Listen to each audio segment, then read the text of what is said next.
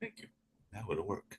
All right, we're here with Stephen Robinson, as I was saying, and he has definitely done a lot of amazing work, and I'm glad to have him here on the radio show with Mark Lee on Pod TV, and we're going to talk about his encounter with the current president, Donald Trump, who was the president in the past and who had some dealings with when there was a big building that was trying to be built in the whole area of New York City, and all along those lines. And a lot of folks have been talking about how the current president is transactional, and definitely we might even be seeing that in some of his current picks and everything as he is putting together his cabinet and all along those lines. And we've got Elon Musk, who is very much involved in Twitter and Tesla and a number of other endeavors and a number of other folks that are in the corporate space and in those kind of spaces and all along those lines. But before Donald Trump became friends with Elon Musk, he had to encounter Mr. Robinson. And Mr. Robinson was definitely taking him on there in New York and was definitely having an amazing meeting with him and all along those lines. So I'd love to hear from Mr. Robinson, his thoughts around the current president. I know when we tried to do this before, it was before the elections, and I think we were both hoping for the outcome that did not happen. But a lot of folks are thinking that we're in for a rough 2 years, and I'm thinking Mr. Robinson might be thinking the same thing and all along those lines. But if you want to share a little bit about your thoughts and what's going on in your life and all along those lines, and your book and what you had happening with the former president who is now about to be president elect. Well, the book called Turf War takes place mostly in the late 1980s, early 1990s, when Trump was trying to develop as a real estate mogul, was trying to develop a property on the west side of Manhattan along the Hudson River.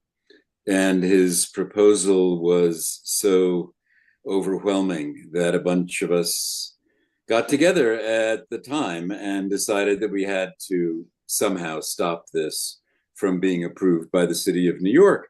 And so the book is really the story of community organizing and working with natural allies and working with existing and well-established nonprofit organizations in New York City and around the country to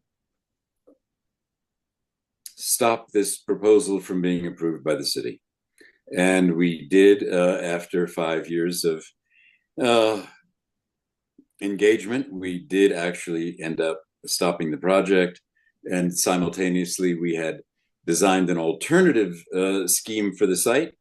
And once his project was stalled, he came to our civic groups and basically capitulated and adopted our concept, which was much more suited to the community, environmentally sound, and a developer could make money at it.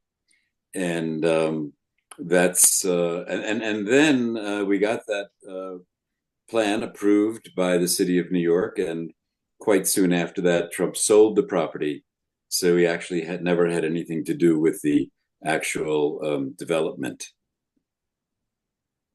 So that's a lot of stuff going on. I know one of the things that we talked about last time that I had a chance to talk with you was the notion of being activists. And I think you said you kind of fell into activism when maybe not even considered yourself an activist when you were a young architect and growing into the field and all along those lines. But how important do you think it is for people that are in different cities to stay engaged with their community and to even find ways that they can get their voices heard? I think that I told you before that there was even efforts here in Durham, North Carolina, where there is malls and they're trying to, or former malls, and they're trying to figure out what to do with those mall spaces and all along those lines. So definitely, I was just wondering your thoughts around the need for being involved in what's going on in your building in general, just in as a city, not just city planner, but a citizen of whatever city you're in, whether it's a big city like New York or a small city like Durham, or maybe even a small town like rural North Carolina.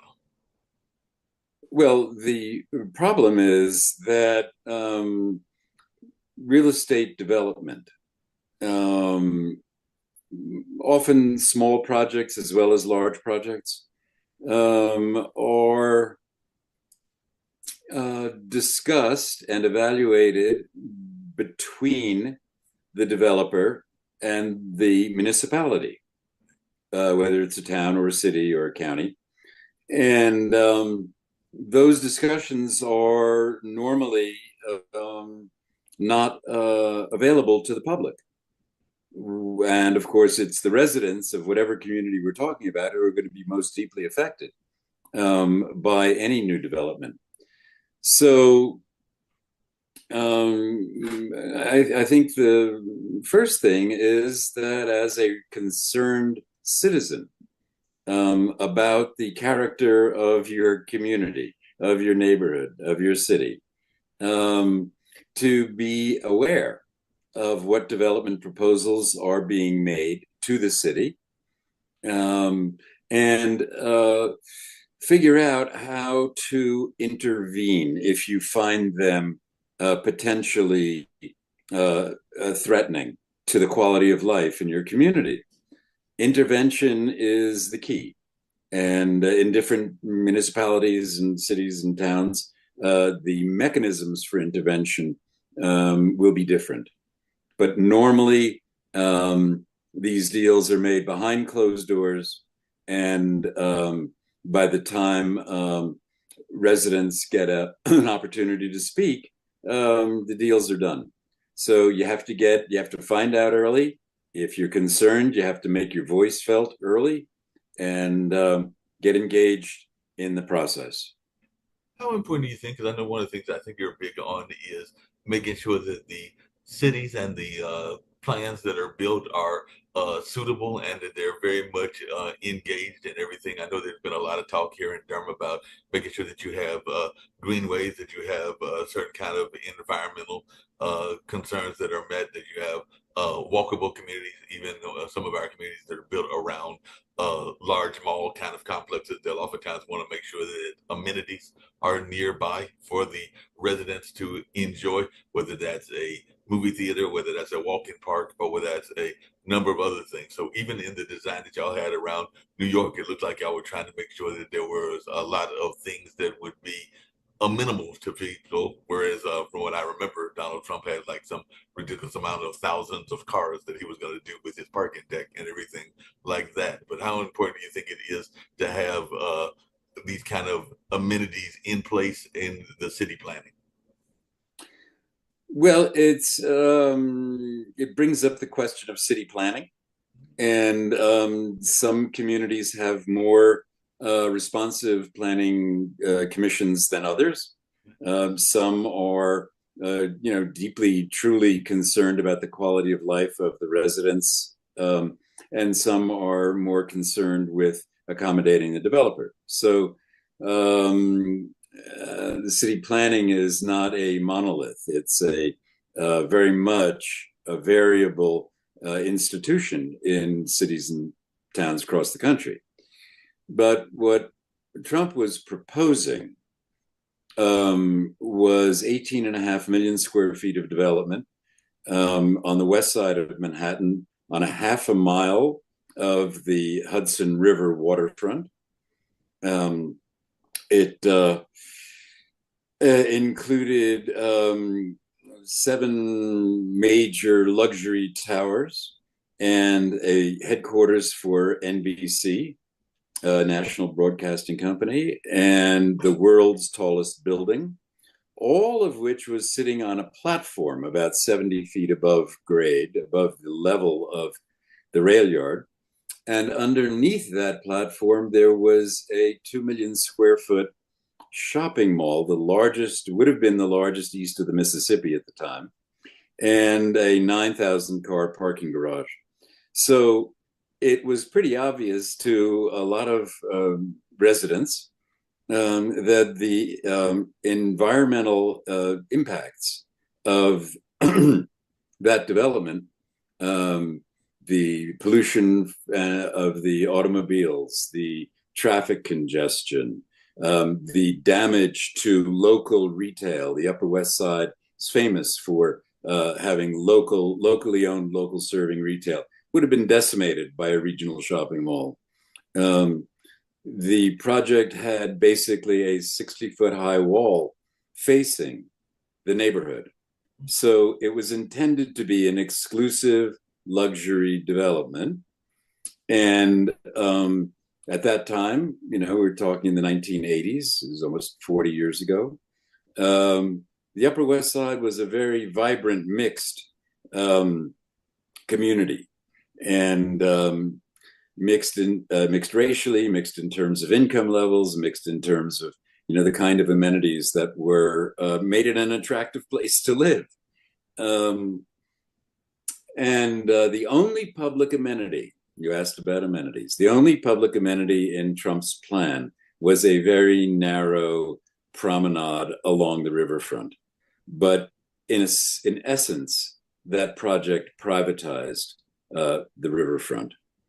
And our alternative idea was to create a 21-acre park along the river, which would be a continuation of the Riverside Park to the north and a link to the 9W Esplanade to the south, and creating a hike and bikeway all around the west side of Manhattan. And we had no regional shopping mall. Instead of that, we had street level retail in a far fewer number of buildings to animate the pedestrian experience.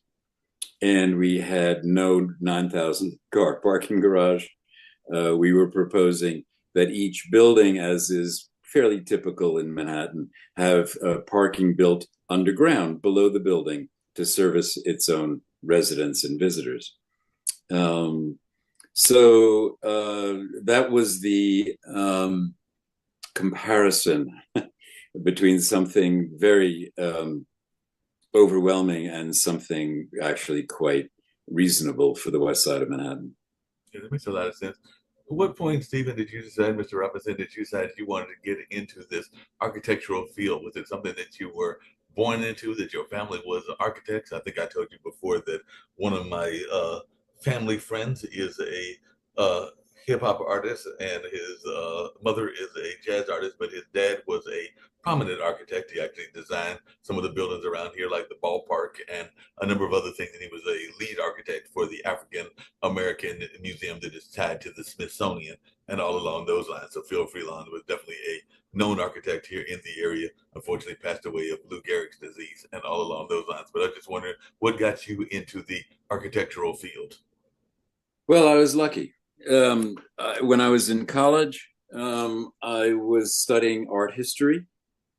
And I thought for quite a while that I would be very happy being an art historian, and teaching or working in the community of art history.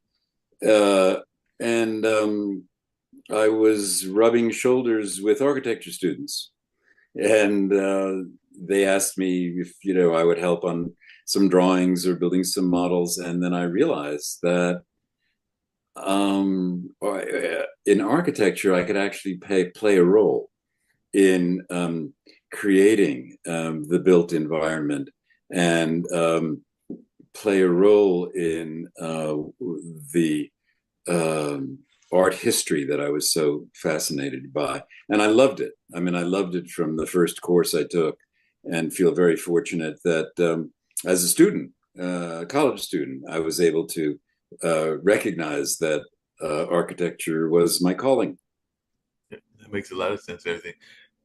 This group, and I think the book there was a name for the folks that got together and took out Trump and everything. So, what was the name of that group? It sounds like it was a mixture of community activists as well as some of you that had not been in the activist space in the past. Like I said, my own family came from that activist space. My dad had been involved in some civil rights stuff and the creation of the Malcolm X School here in Durham. And my parents, when I was young, as a preteen, had created a radio station because they were frustrated that they didn't hear certain voices being put out there and certain kinds of music that they loved, like jazz and blues, played enough. So they have always been, in my mind, in that activist space, and they are in their early to mid 80s now because dad's 84 and mom is 82. So I just wondered if you could tell me about the book, the title of the book, and the name of that organization that y'all put together. Yeah, the title of the book is Turf War, and the subtitle is How a Band of Activists Saved New York from Donald Trump's Masterpiece. That's the title and subtitle. What happened was soon after he released this vision that he had for this waterfront property on the west side of Manhattan, a number of us were outraged, and among the people who were angry about this, because there was a real possibility that the city could approve it, were neighbors of mine who had had experience as activists, anti-Vietnam War activists, women's liberation movement activists, civil rights movements activists, both on a city level and on a national level. So, these were people who knew how to fight a good fight against a lot of odds. And they were acquaintances of mine, and they asked me, because I was a local architect who had expressed my outrage at this proposal, to join them. And I was the novice, and they became my mentors. And they taught me about community organizing, they taught me about fundraising, they taught me about the way in which the real estate development process, approval process works in New York City. And the name of our initial group to oppose the project was called West Pride. And we realized we had to, we were opposing a prominent developer in the big city, and that we had to have really substantial oppositions, not just throw rocks from the outside, because that rarely works. So we would need to hire environmental lawyers and environmental engineers, and to evaluate what was being proposed to the city, and make those what seemed obvious critiques available to city government and to the population of the west side of Manhattan, and then to the entire city.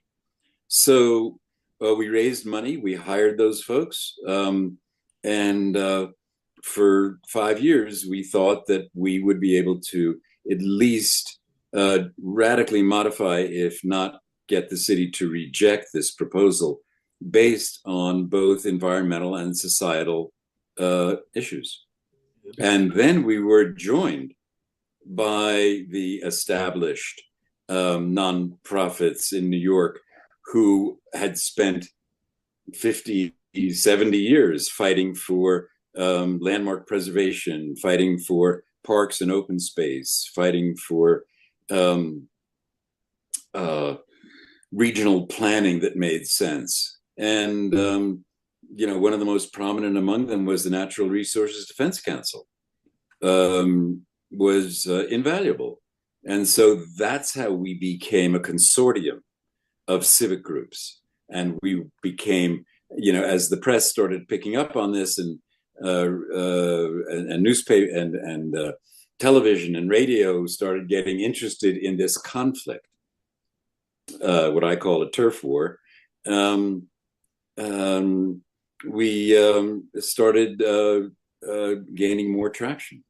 Yeah, that makes a lot of sense. I know one of the other things that you're interested in, Mr. Robinson, and everything is this notion of historic preservation. I think I know that one of the centers that I work for, sometimes I even tape from there, and everything is the Hayti Heritage Center, which is also known as the St. Joseph's Historic Foundation, and it is actually going to get a preservation plaque. I think sometimes either later on this year or early part of next year and everything. So, how important do you think it is for us to preserve our historic monuments? Because I know Hayti was originally a AME church, an African American Methodist, African Methodist Episcopalian church that was first built in 1869 as a brush arbor, meaning folks were having service outside, literally out in the wooded area or brush area and everything. And then the physical building got built in 1891, and next year will be the 50th anniversary of it as a cultural arts center because it was a victim of gentrification, and the church has moved miles down from where it is now. But I was just wondering if you could speak to the importance of preservation from your mindset, because I know that you're very much involved in historic preservation. Yeah, historic preservation of not only buildings but landscapes. Whether they are open public open spaces or large parks. Preservation of buildings through adaptive reuse or through support of their historic use.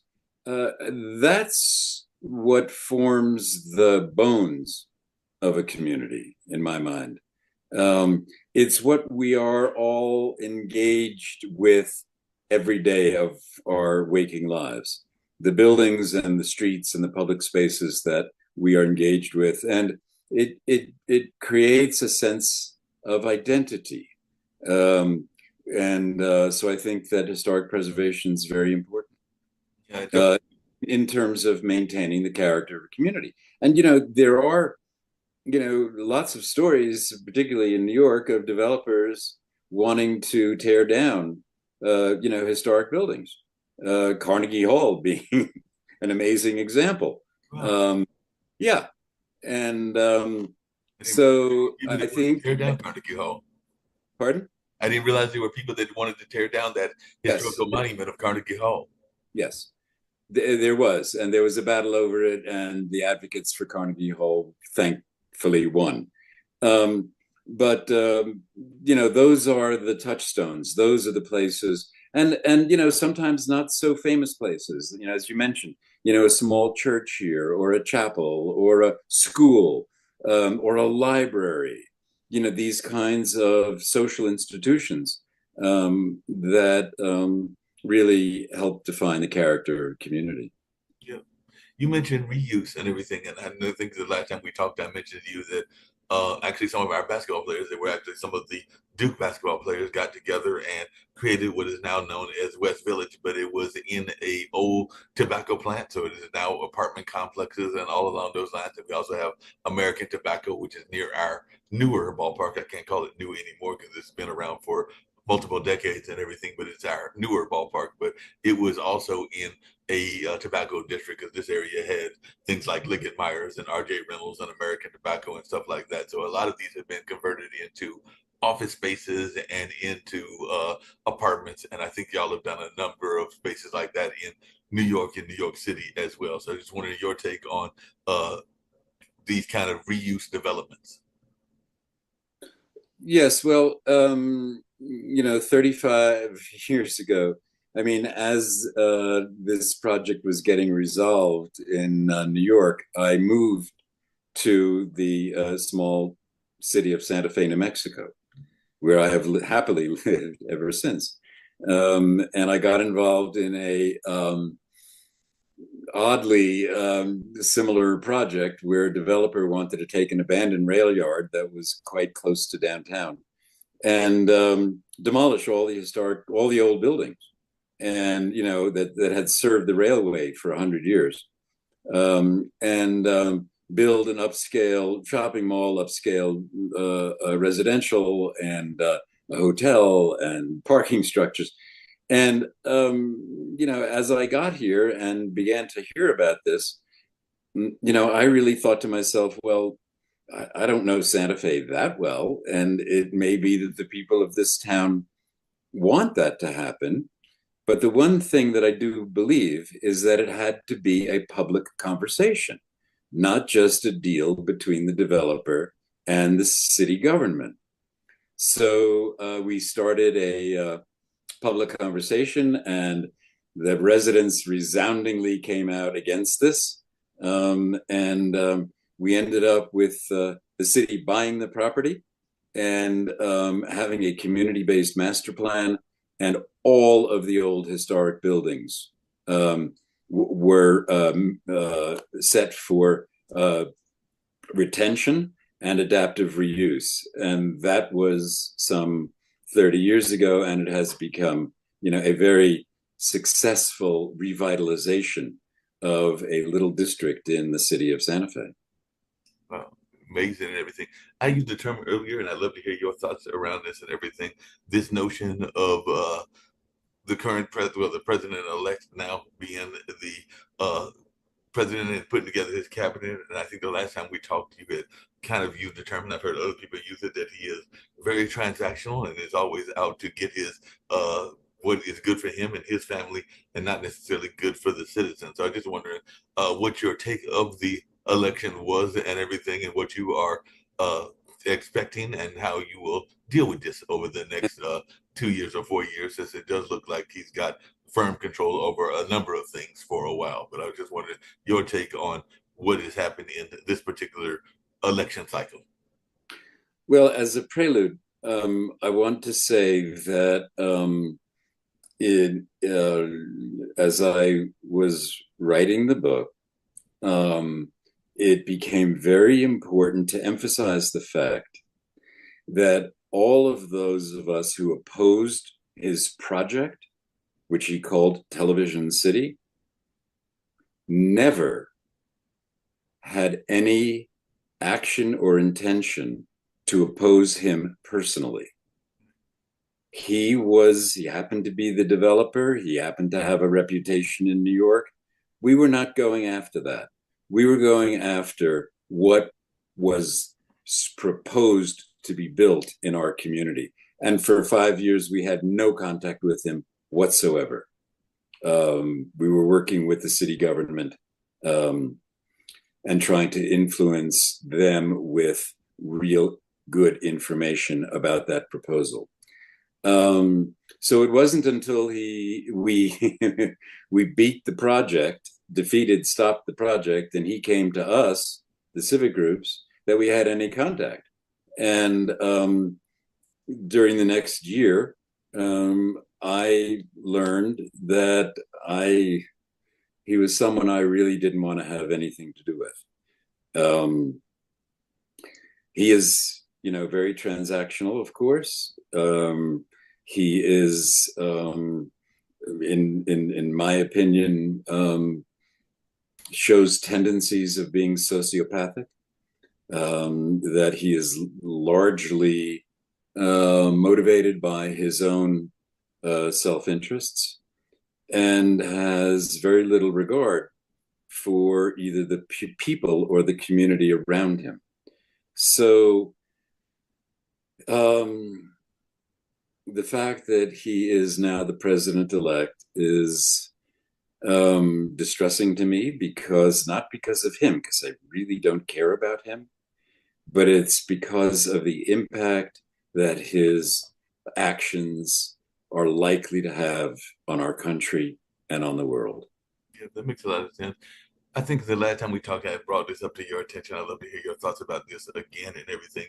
This notion of how do you think we as a group are doing in terms of making sure that things are uh, protected in terms of being solidly built and everything? Because I know I've done work in architecture and city planning, and I think I told you that many years ago I had run across some folks that were developing a building in a area that could be called one of our gentrified communities, and one of the gentleman even told me that a good wind could possibly blow down the building because he didn't feel that they were using the best of wood and the best of material and all along those lines. He was actually the person that was constructing that particular apartment complex. Fortunately, it has stood the test of time so far, but I just remember as one that gets around by mass transit and seeing him at that bus stop being a little bit concerned when this construction worker told me that he was concerned about the nature of this particular building. And like I said, it was built several years ago, and so far we've had several major storms and it has stood the test of time, but it still resonates with me that he told me that years ago. So I just wondering how concerned are you about the way that buildings are being built at this particular time? In general, In general, yes, in general. I think it varies from the kinds of uh, shoddy construction that your friend was describing to quite excellent. I don't know that I could characterize, all of the construction that's going on in the United States with a certain designation of quality. Right. It makes sense. It's probably a mixture of different types and all along those lines and everything. I know one of the other things that I mentioned to you in our past conversation, there is a group here and they've been doing a lot of work around watersheds because there is a group here called the Ellaby Creek Association and they do a lot of building to make sure that certain watersheds and certain ponds and other things are protected and maintained, make sure that certain animal life is protected, whether that's turtles or rabbits or other things that might be out there. And in reading some of your background, I saw that you've worked both in where you are now, New Mexico, as well as in New York, in making sure that some of these watershed properties are protected as well. So I just wanted your take on how we're doing in terms of protecting some of these watershed and environmental areas and your own efforts in that kind of field. Because, like I said, I just know about Ellaby Creek here, and I also have done work with the River Association, and they do a lot of work to protect a state park here in this area, and even raise money constantly, and are always expanding that area because it is a state park as opposed to a federal park. Well, in those years in the 1970s in New York, the Hudson River had become uh, terribly polluted by mostly by upstream industrial uses, upriver industrial uses, and it was putrid. It was foul. It was. I mean, fishing was not allowed in the Hudson River. Um, but in the late 1970s and early 1980s, environmentalists, along with some government agencies, decided uh, to clean up the river. And it took years, and it took a tremendous amount of time and money and dedication. But they really cleaned up the Hudson River, along the Manhattan waterfront, and that's what made. And they built little bikeways and hiking trails and little miniature parks, and that's what made real estate developers interested in this particular property, which was an abandoned rail yard right on on a half a mile of Hudson River waterfront. Um, so part of our efforts as community activists was to see that all that effort um, by the environmentalists and government agencies didn't get privatized by the proposal that Trump was making. That in fact, it be publicly accessible Hudson River waterfront. And that's in fact what happened. So, but it took intervention, which is I'm coming back to again. Um, and it's a curious thing because in more rural areas, a developer might see an open green space and say, "Oh, this is a great spot to do a shopping center or to do housing, multifamily or single family, to develop it in some way." And the developer may or may not be aware that that particular green space might, in fact, be, as you say, a watershed. It might be a very important source of the for the natural environment. For the animals you mentioned, for it might be part of a flyover, a flyway for migrating birds. So, and one developer might look at it and say, "Oh, I'm not going to try to buy that because it's just too important environmentally." And another developer might say, "Oh, I'm going to buy it and try to push my way through." So, but those, again, it's a question of the residents being aware of how precious their open space is, both for human recreation and for environmental reasons. Yeah, that makes a lot of sense. One of the conversations that a lot of people have been talking about for decades now, and I know that it was part of what you were talking about, and you even kind of alluded to it with Carnegie Hall, and I'm definitely thinking that fortunately Apollo is still around and it's been around for a number of years, but there's even been talk in that area where the Apollo is of gentrification. So I just wondering your thoughts around gentrification, because it does seem like it is a problem. I know even here in Durham, North Carolina, we have a lot of developments that are high end that might be cheap to those of you that are grown up in New York, but to us, we're thinking 2,000 or 1,500 or even 2,500 is a lot of money, even though to folks from New York City that might not be as much, which is why a number of people are moving down here because they find it cheaper cost than what they were paying, and if they're paying like 3 or 4 for a studio or all along those lines. But I just wanted your thoughts around the importance of trying to have some controls around gentrification, even though gentrification, I guess, can serve some positive purposes as well, even though I'd love to hear your thoughts around this and not give my own personal opinion. So, Yeah, I mean, I think that the fact that gentrification is occurring all over the country in cities and towns in desirable communities, and thereby changing the character of those communities.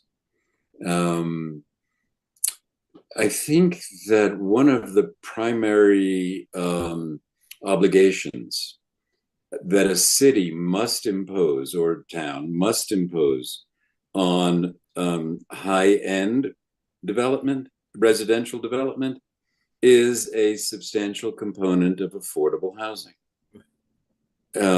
So that because normally gentrification pushes out people with fewer resources. And that, of course, as you said, changes the character of the community. And in fact, in many ways, makes it less desirable because then it becomes a homogenous, luxurious, community. And so I think that the affordable housing piece is something which governments can impose and would significantly diminish the negative impacts of gentrification.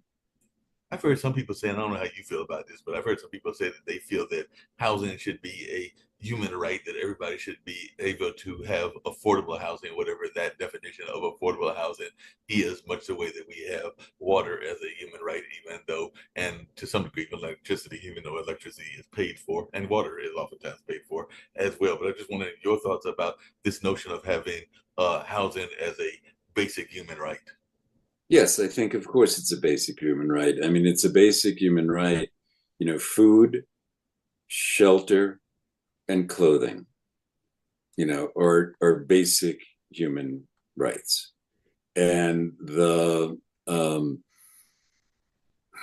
social and political efforts required to create those human rights for every resident are imperative.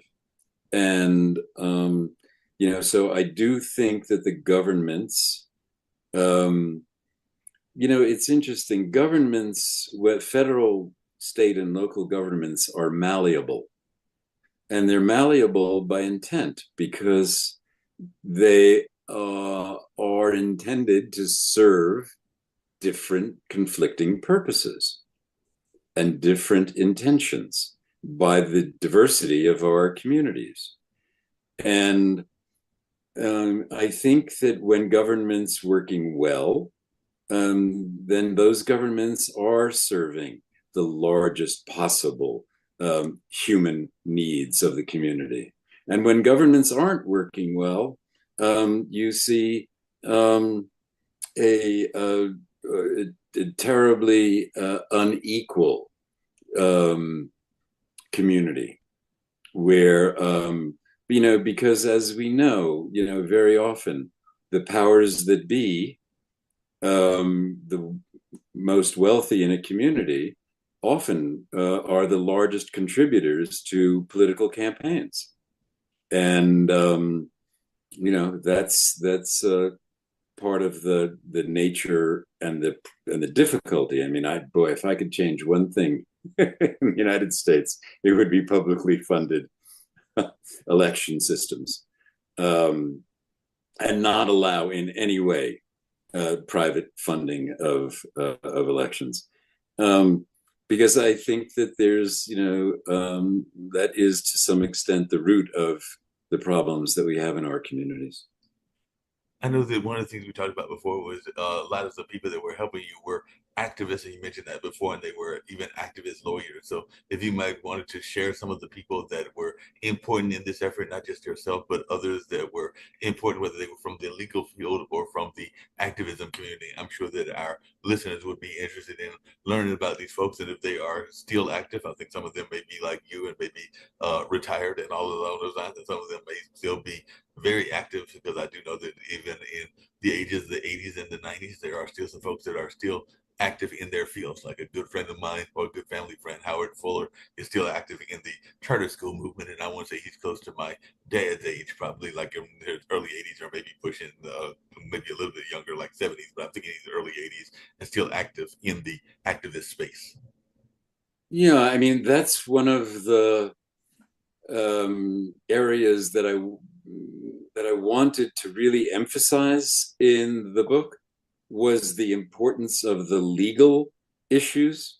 And I thought to myself while I was writing it, well, this may appear to be a little dry, to some readers, but damn it, it was necessary and important. And I wanted, potential readers to understand the point you're making, about um, the necessity for legal work when you are intervening, as we did. So first, let me say that there were two lawyers who were among the founders of West Pride, uh, Bruce Simon and Victor Kovner, and they were powerful. They were absolutely. I mean, these were men who had been involved in these, local and national advocacy movements before, and they really knew how to fight. And they saw things coming that others of us didn't see.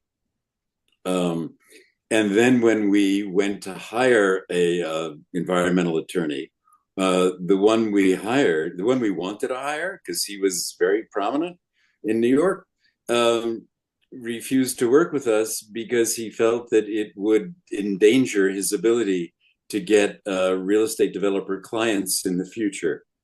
But we found two terrific environmental attorneys, Peter Payton and Kevin Healy, who were young and smart and knew the way the system worked in New York and understood it, the environmental law, and also understood the city approval process.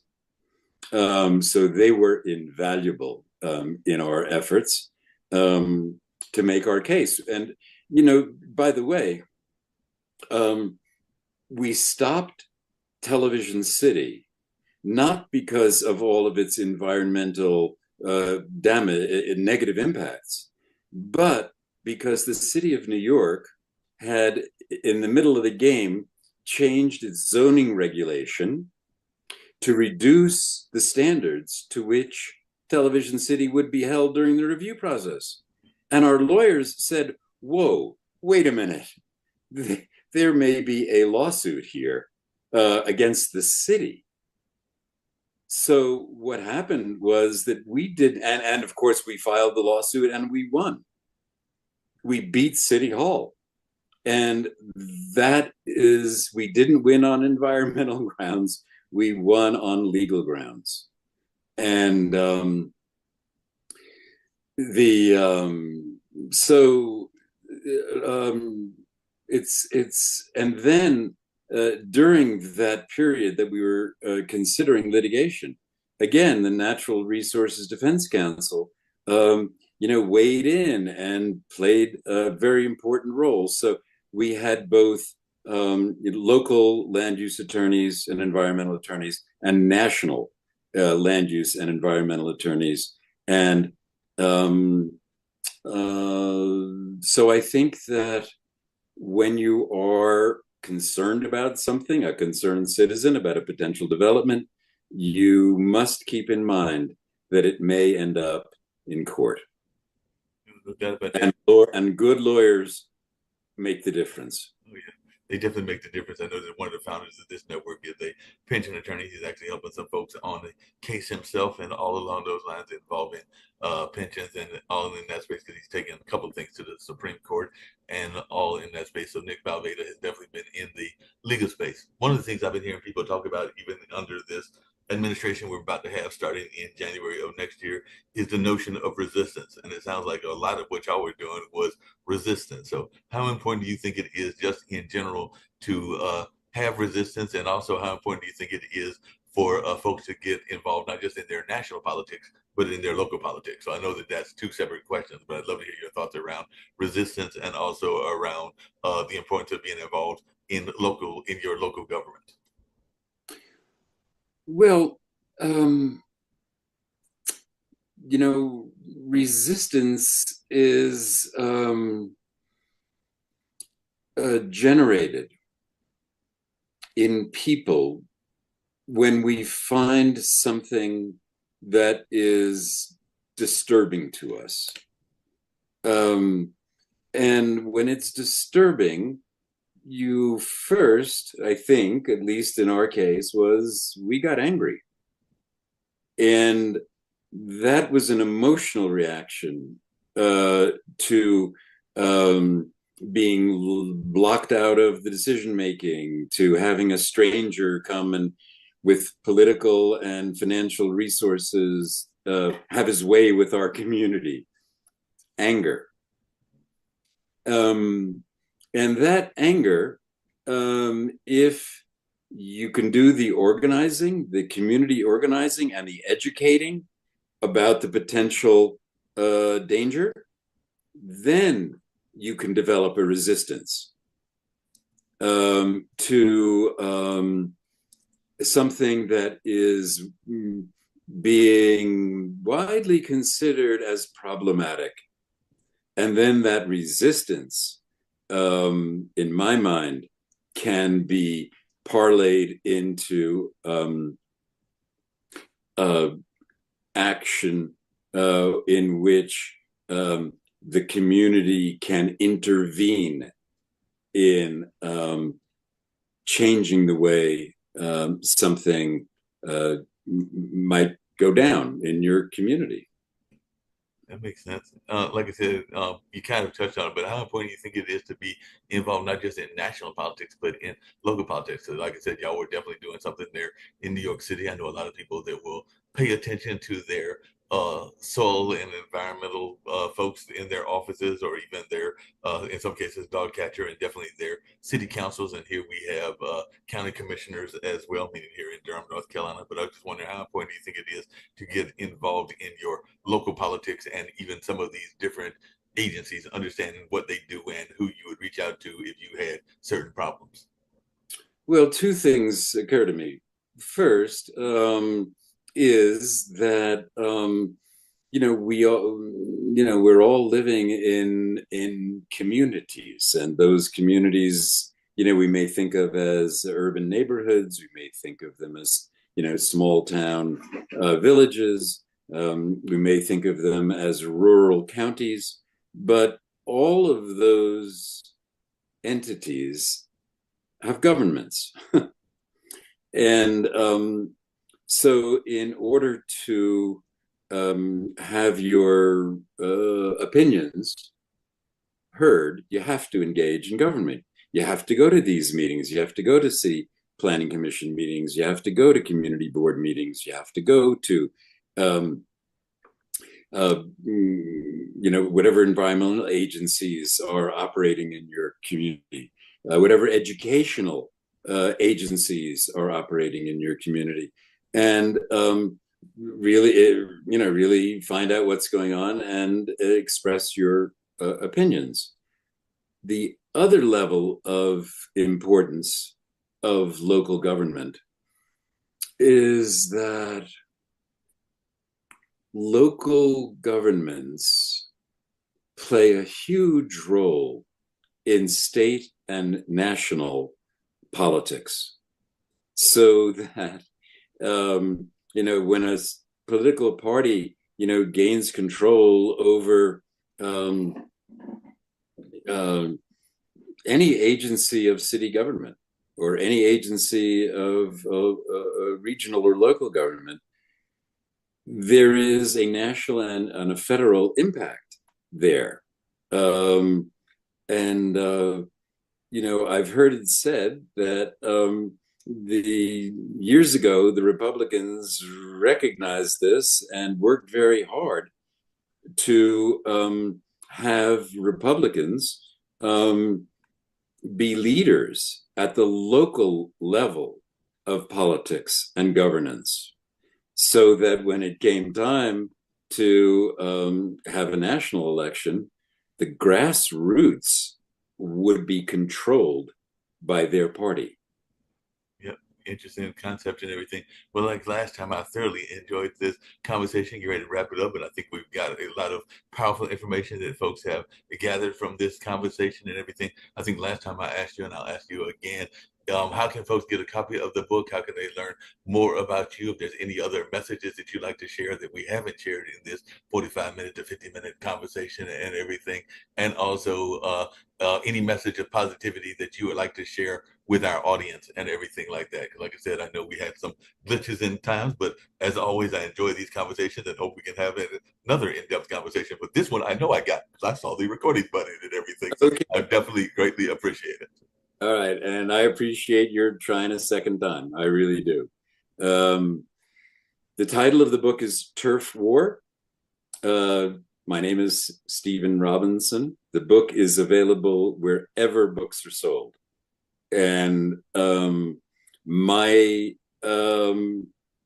preference would be to, if people are at all interested in buying the book, I would like to support our local independent booksellers wherever they are. And of course, the book is available wherever books are sold. Um, and one of the reasons that I wanted to write this book was so that residents in cities and towns across the country who are feeling any kind of concern or perhaps even a threat about a potential real estate development, we went through this battle for years, and there are lessons to be learned from the strategies that we used in order to be successful. And so it's a bit of a primer for those who might want to learn how to get engaged in issues like local real estate development. Well, I greatly appreciate it. Great, powerful conversation. Any message of positivity that you want to share with people in general? And then we'll pause this one. I think I got another recording I've got to do later as well. But any message of positivity that you want to share with our audience and everything? Yeah, I think that as much as real estate development is mostly governed by the landowner and the local government, um, there are successful examples of residents participating and guiding, helping to guide the character of their community rather than just being the victims of the growth that may be inappropriate to their community. So I feel very positive about engagement in and intervention where you feel it's necessary, and you can win. You can win. Can win, and you've definitely proven that by taking on the person that's about to be president in next year and everything. But you're ready to end and put this on pause and everything. But I thoroughly enjoyed our conversation, and like I said, I hope that you'll make a return trip in the not too distant future, because this has been a great conversation, and I have thoroughly enjoyed it, and I think our audience has enjoyed it as well. So look forward to seeing you back in the not too distant future on another one of these powerful conversations. But I have thoroughly enjoyed our conversation on this particular time and all along those lines. So, like I said, going to put this on pause and get my other folks that'll be talking about Okay. gospel music already. Well, thank you. And I really appreciate your questions and Well, your